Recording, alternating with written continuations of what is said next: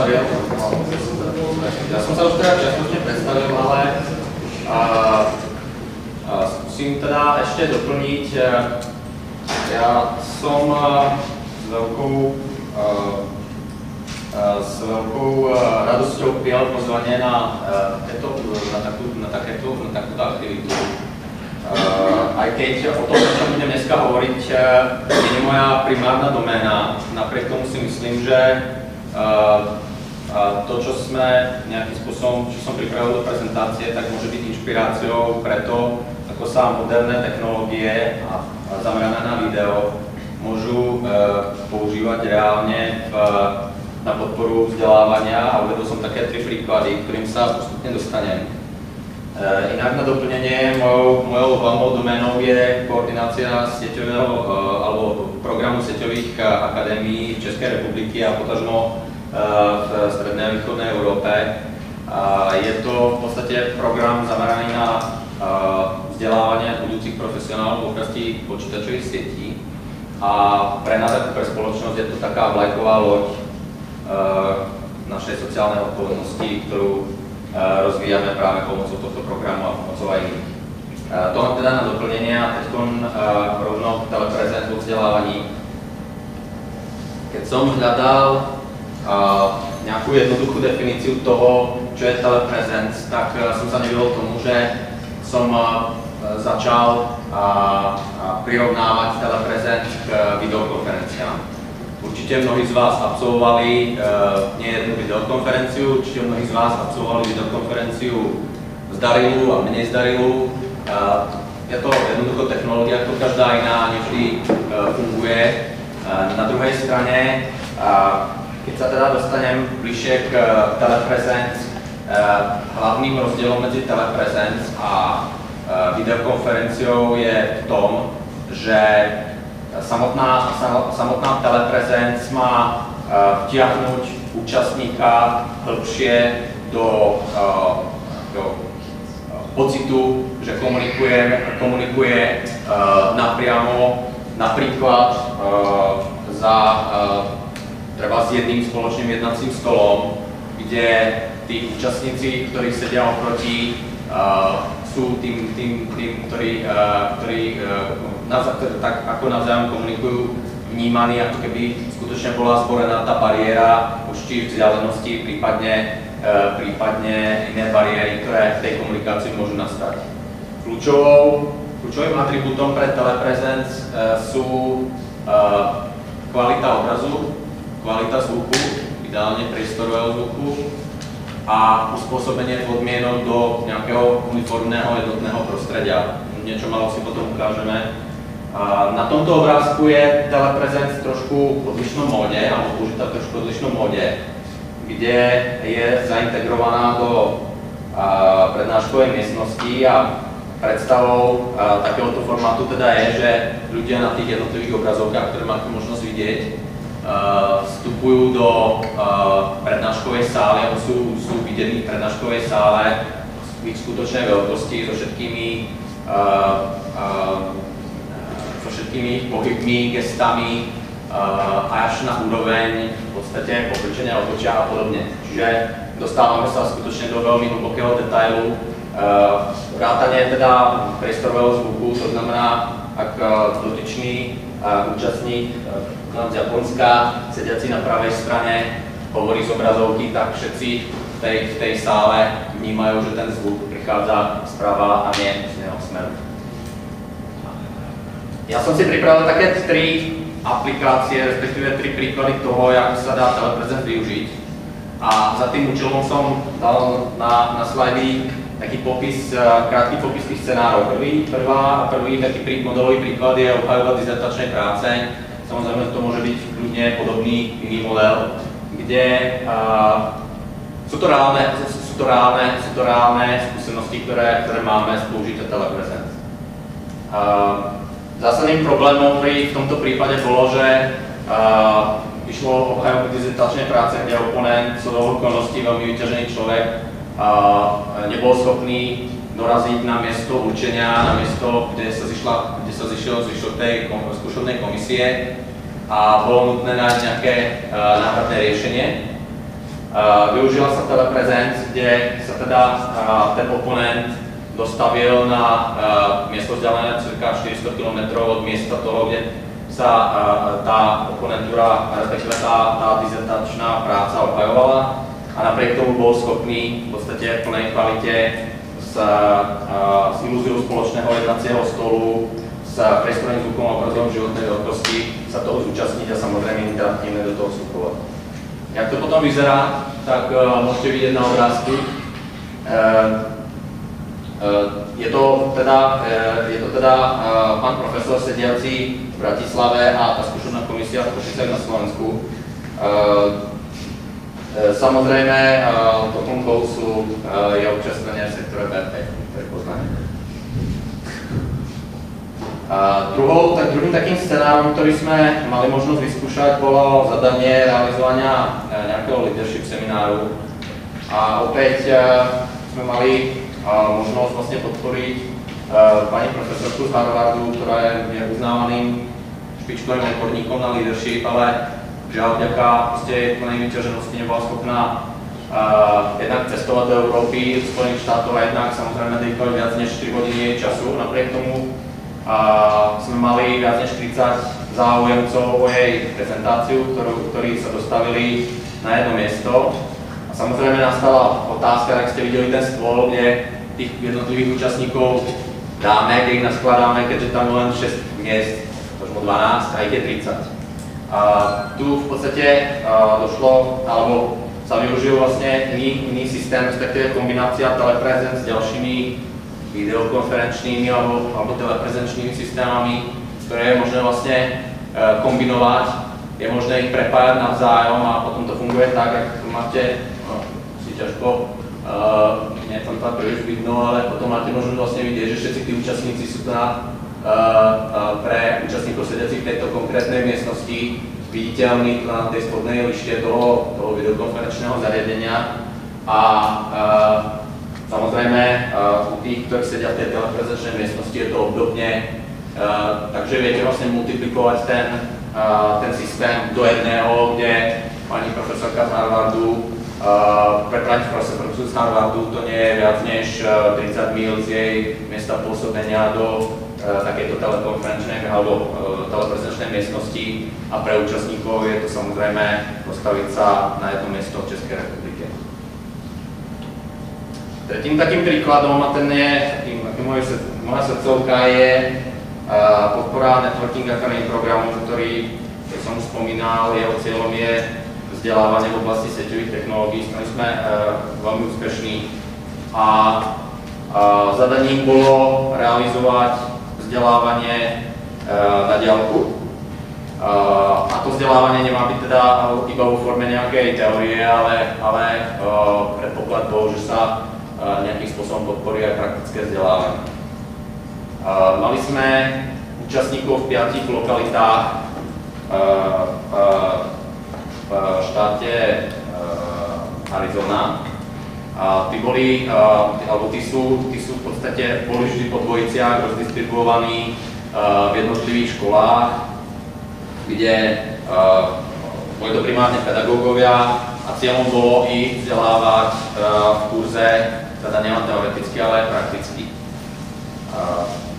Riešením v podstate bolo trošku upravenie metodiky a pomocou tabletu alebo tablet PC a vizualizéru v podstate sprostredkovať to, čo by sme reálne robili v jednej triede využitím teleprezenc a samozrejme spätne metodicky sme upravili aj to, že tí účastníci mohli potom pristupovať na diaľku k tým technickým prostriedkom alebo zariadeniam, ktoré sú nutné k zvládnutiu praktickej časti tej výuky. Tu máte v podstate možnosť vidieť na tom prvom slajde, že ten stôl bol doplnený o nejaké tie aktívne zariadenia, tie aktívne prvky, je to súčasť nejakého tréningového kitu, nejakého demo kitu, na ktorý tí účastníci potom na diaľku pristupovali cez internet alebo cez počítačovú sieť. Oni sami v podstate celý ten kurz bol vedený jedným lektorom, ktorý využíval hlavne ten tablet jednak na jednak na riadne prezentovanie nejakého obsahu pripravených slajdov, vlastne v takejto forme, prípadne proste bol schopný rovno malovať na ten tablet, bol schopný samozrejme predávať to oprávnenie prezentovať na druhú stranu do ktoréhokoľvek z tých 5 miest a bol aktuálne schopný v podstate vždy vidieť 3 tie obrazovky z 5 a samozrejme s podporou toho nejakého voice recognition, keď sa tá obrazovka prípada, že niekto na druhej strane začal hovoriť, prehrala na príslušného účastníka. A samozrejme súčasťou boli aj nejaká demonštrácia ďalších tých súčastí toho demonstračného skôr vzdelávacieho kitu, kde sa potom, že nemám takú fotografiu, ale využíval vizualizér ku veľmi detálnemu náhľadu na displeji tohoto prístroja, kde sa konkrétne demonstruje nejaké meranie na kabeláži počítačových sietí a takýmto spôsobom bol ten lektor schopný v podstate nahradiť tú fyzickú prítomnosť tej príslušnej lokality. No k tomuto príkladu, poslednému príkladu, taký zaujímavý feedback, kedy tí účastníci v tých 5 lokalitách, dá sa povedať viacerý z nich, alebo majorita z nich dala veľmi pozitívny feedback k tomu, že to dokonca bola lepšia skúsenosť, než sedieť v jednej triede, kde predsa len sedíte v nejakých radách, v nejakých laviciach a často sa stane, že pokiaľ nie je tá metodika tej výuky nejak prispôsobená, tak na tých ostatných účastníkov nevidíte. Naopak tu bol v podstate trvalý očný kontakt medzi tými jednotlivými účastníkmi, interakcia bola oveľa jednoduchšia, nebolo treba nejakým spôsobom stávať, presúvať židle, meniť pozície a tak ďalej. Takže z okolností títo ľudia realizovali, Peter realizoval tých kurzov niekoľko a taká pikoška, vlastne tí účastníci, tých 10 účastníkov zo Spojených štátov, v podstate, tuším, že jeden z nich niekedy navštívil Európu. Na druhej strane Peter v podstate bol schopný pre nich pripraviť plnohodnotnú, dokonca niekedy aj lepšiu skúsenosť so vzdelávaním, než by tomu bolo štandardne v príslušnej triede alebo v laboratóriu. To je z mojej strany všetko, jestli máte nejaké dotazy, rád zodpoviem. Jaká je kvalita toho videa přenášená? HD. Je to HD, full HD. Jenom jsem nepochopil, na které síťové vrstvy to teda realizujete. To je dobrá otázka. My v podstate ako keby používame nejaký systém teleprezenčných miestností, tie sú pripájané buď do nejakých privátnych sietí, prípadne priamo cez internet, alebo sú telekomunikační operátori, ktorí sprostredkovajú konektivitu tých jednotlivých teleprezenčných miestností. V Spojených štátoch existuje sieť, ktorá sa volá National Lambda Array, je to obdoba našeho CESNetu v Českej republike, jestli sa pohybujete trošku v akademickom prostredí. Celkovo majú zhruba asi 130 tých teleprezenčných miestností rôzne rozdistribuovaných po Spojených štátoch. Na Slovensku je relatívne jedinečný projekt, ktorý momentálne prepája 7 univerzít. Každá univerzita má takúto telekonferenčnú alebo teleprezenčnú miestnosť.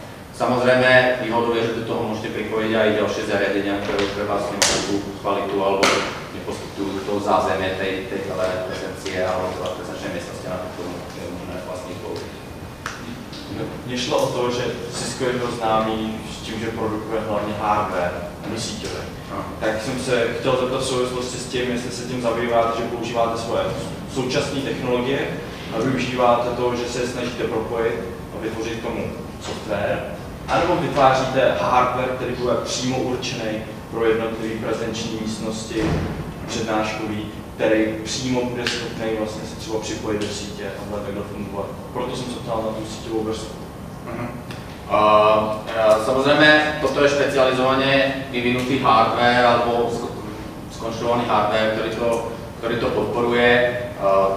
my oddělujeme jako kdyby dvě části, nechcem příliš technicky o tom hovorit, každopádně oddělujeme dvě části. Jedno je nějaký jako kdyby nějaký multiplex, teda si to představit jako bod, který spája ty jednotlivé teleprezenčné místnosti a prepája ty jednotlivé toky, ty obrazy mezi sebou, tak aby byly distribuované každému v té teleprezenci.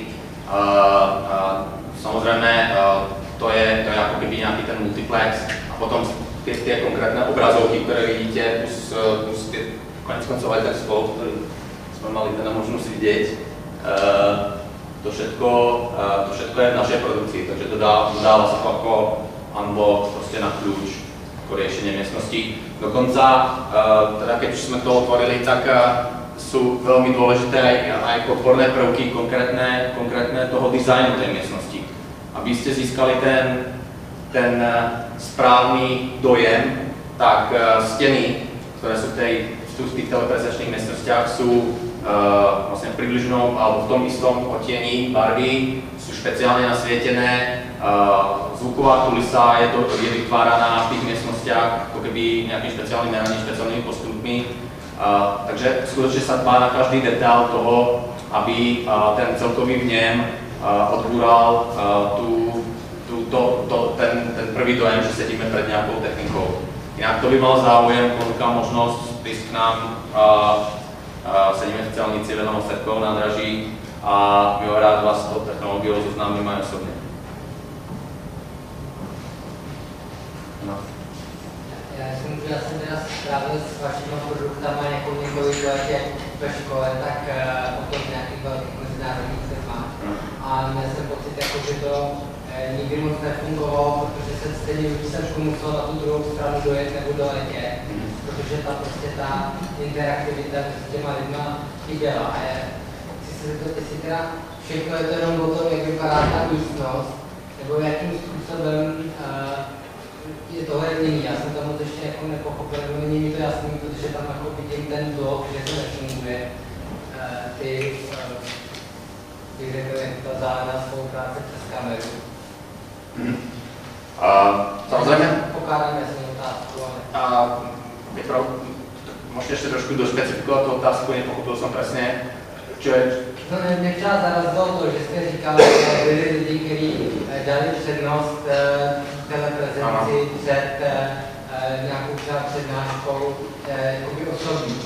A jako což těžce koliduje s mimo osobními zkušenostmi, tak proto se chci zeptat, jakoby, co mohlo být tím jakoby specifickým rozdílem, který jakoby dělá to, že to někdy lidi preferují, že to je pro mě jakoby neuvěřitelný. Jasné. Konkrétně v tom třetím příkladě to byla jednoznačně nemožnost někam docestovat. Tých 10 účastníkov toho kurzu sa bolo presvedčený, alebo sa presvedčilo, alebo sa rozhodlo, že lektor, ktorý je v Európe, je pre nich hodnější a jednoducho to chceli a vďaka tomu, že mali tu technológiu k dispozícii, tak to jednoducho skúsili. Táto časť je skutečne ako keby nejakou inováciou, to prebehlo cirka pred rokom a pol. A môžem potvrdiť, že tá technológia je dokonca momentálne v takom stave, nechcem príliš marketovať, ale momentálne v takom stave, že ten účastník nie je konfrontovaný s nejakou potrebou tam technicky okolo toho príliš bádať, niečo niekde si hľadať a tak ďalej. Jednoducho príde do teleprezenčnej miestnosti, stlačí jeden gombík a pripojí sa do teleprezence. Tohle je momentálny status quo tej technológie. Poslední dotaz. Máme někdo? No já z toho mám totiž takový jako zvláštní roztřepený pocit, že vlastně proto, abych někde jako prezentovala, tak je potřeba ta vybavená místnost, která má sladěný stěny. A pro mě to jako spojí a rozpojuje dvě zásadní věci, a to je přenosnost těch myšlenek a toho té prezentace odkudkoliv kamkoliv, s tím, že jsem vázaná na místo, který má stejnou stěnu. Já v tom pořád nevidím tohle. Jakoby... Já to můžu si na to dovolit reagovat. Já jsem pracuji pro korporátní firmu a máme jako vedení přímo v Americe. Můžu potvrdit i vyvrátit trošku dáme zkušenost kolegy, opravdu pro nás to funguje. A je to opravdu postavené na tom, že lidi u nás tady v Praze se sednou do místností, sedí tam 2 hodiny a řeší na dálku problém, který by se musel řešit tím, že se jdeme do letadla, poletíme tam a za 2 hodiny budeme mít času. Ale je to o tom, že ta technologie není zadarmo a nestojí pro malý peníze, takže jako předpokládám, že my musí nikdo asi nepořídíme. Může si to dovolit jenom nějaká větší firma, která je ochotná do toho zainvestovat peníze. A co ti to dává víc než Skype? Víceméně jde o to, že tím, že to je korporátní firma, tak asi úplně neřeší to, jestli používat Skype, ale preferuje prostě tohleto korporátní řešení, který je zase navalený na to, co nám Cisco poskytuje z pohledu těch dalších služeb, jako je Webex, což je nějaký instant messenger a tak dále. Ale jsou to věci, ani bych neobhajoval, jestli je teleprezence od Cisca dobrá nebo ne, ale rozhodně ten tool pro to, jak komunikovat s těmi lidmi na dálku, je použitelný. A pokud bys preferovala Skype, tak řeknu, že něco řešit. Možná, že je to víc zabezpečený než Skype, nevím. Já samozřejmě jako keby Skype je kdesi v rovině všeobecně použitelného alebo masovo použitelného prostředku, který jsme mali dneska možnost konec vidět bez nějaké zásadnej garancie toho, že to zaprvé bude fungovat, prípadne, že ta kvalita bude taká, aby som vedel rozlišiť nonverbálnu komunikáciu, som použil správny termín. Na druhej strane, medzi tým je samozrejme celá škála tých videokonferenčných systémov, o ktorých ste hovorili, áno, môžem komunikovať z akéhokoľvek mesta, kamkoľvek, treba s pomocou takejto maličké mašinky, ktorá možno v krátkej dobe, keď tu budeme LTE, tak bude proste podporovať aj prenos videa a jednoducho to mám proti sebe a budem komunikovať teraz z tramvaje, ale za tým následujú nejaké systémy, ktoré sú to stacionárne alebo poststacionárne, si môžem proste pritiahnuť desi na kolečka, budem malú, väčšiu videokonferenciu, mám tam viac alebo menej účastníkov, viac alebo menej lokalít. A potom je tu ten systém, ktorý by som ani s tou videokonferenciou príliš, ako keby, aj keď z toho čiastočne vychádza, ale ako celý napríklad vývoj u nás bol taký, že ten vlastne vytvoril externý tím, bol to nejaký startup, ktorý mal tú myšlenku a samozrejme my robíme vývoj formou akvizícií, takže vlastne ten startup postupne bez toho, aby len ako keby robil evolúciu videokonferencií, tak v podstate robil na takomto riešení. A ten celkový vnem, alebo tá realita, tá skúsenosť s tým riešením je úplne iná práve vďaka tomu, že sú tam všetky tie detaily, všetky tie spoločne nafarbené steny a tak ďalej. Určite to není nejaké masové riešenie zatiaľ. Možno do budúcnosti budeme prekvapení, kde všade môže byť taká teleprezenčná miestnosť a samozrejme môžeme byť prekvapení, jak bude postupovať ten vývoj takéhoto riešenia, pretože už dneska máme v pololaboratórnych podmienkách, ja som tam príliš nechcel hovoriť, ale dneska máme v pololaboratórnych podmienkách v podstate odskúšanú teleprezenc v holografickom móde. To znamená, ja stojaci v plnej veľkosti pred vami prezentujúci v podstate nie som, ale miesto mňa tu je v podstate len nejaká set krabíc laserov, ktoré na nejakej tmavej ploche v podstate vytvárajú môj 3D holografický obraz. Na druhej strane, dneska sme v realite bežného používania 3D televízií, takže to zase nie je také science fiction. Jo?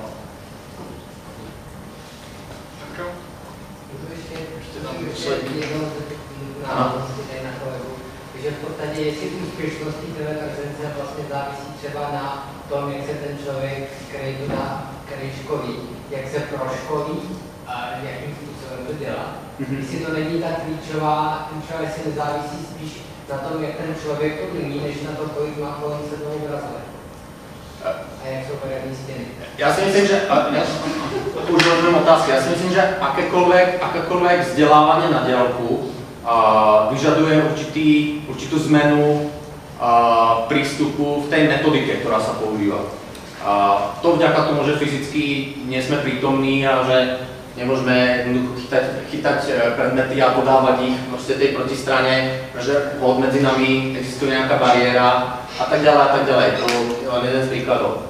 Takže tá úprava tej metodiky, o tom hovoril konec koncov aj kolega z webinárov. De facto ten lektor sa musí nejakým spôsobom vyrovnať s tým ala handicapom na jednej strane a na druhej strane pre niektorých dokonca s benefitom toho, že nie je fyzicky prítomný v tom prostredí, ale realizuje niečo ako keby na diaľku cez to médium, určite to internet, prípadne sú to nejaké tie zabezpečené siete a tak ďalej.